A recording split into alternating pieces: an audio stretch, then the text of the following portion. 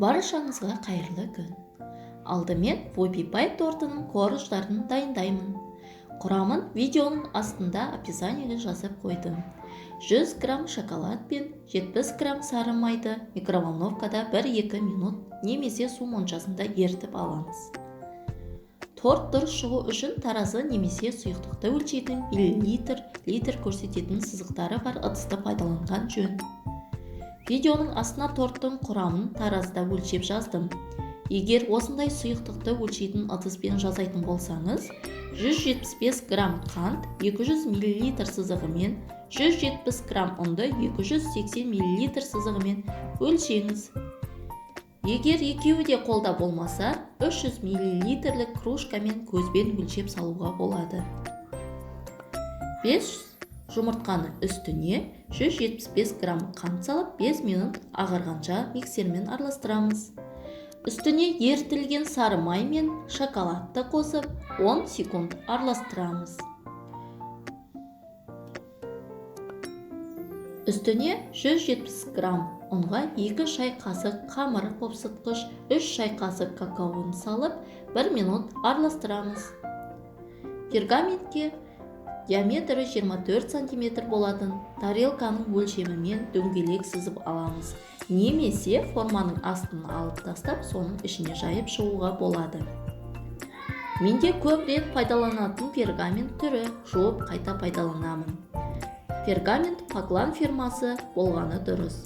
Бір рет пайдалануға жарайды. 4 пергаментті майлап алып, үстіне қамырды 5-6 қасықтан бөліп салып, дөңгелектеп жайып шығамыз. Қызып тұрған пеште 200 градуста 7-8 минут пісіреміз. Корждарды суытып аламыз. Енді торттың кремін дайындаймыз. Сливки мен творожный сыр тоңазытқышта, яғни холодильникте кемінде 1 күн немесе 6 сағат тұруы керек. 500 грамм творожный сырдың үстіне 4 ас қасық қант ұнтағын немесе қант қосып 1-2 минут араластырамыз.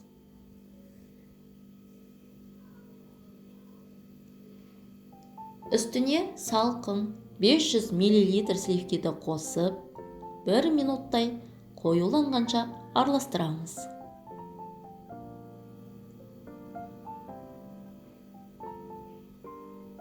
Сливкиді ұзақ араластыруға болмайды.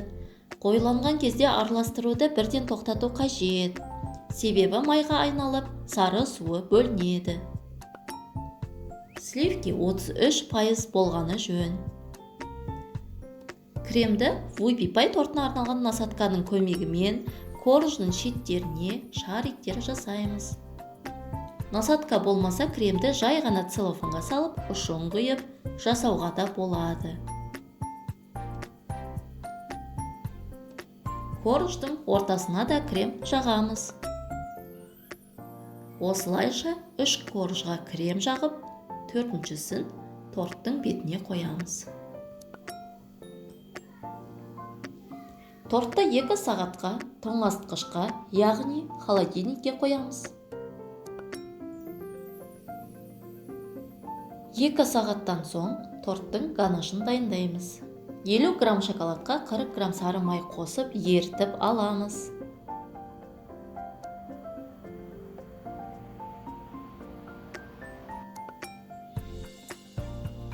Ганашты суытып алып, торттың бетіне құйып, тегістеп шығамыз.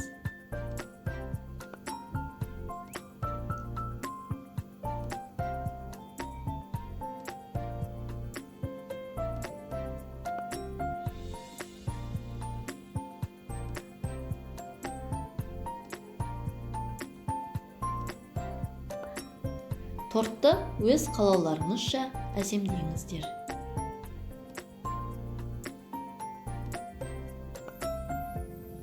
Бұл тортты міндетті түрде дайындап көріңіздер.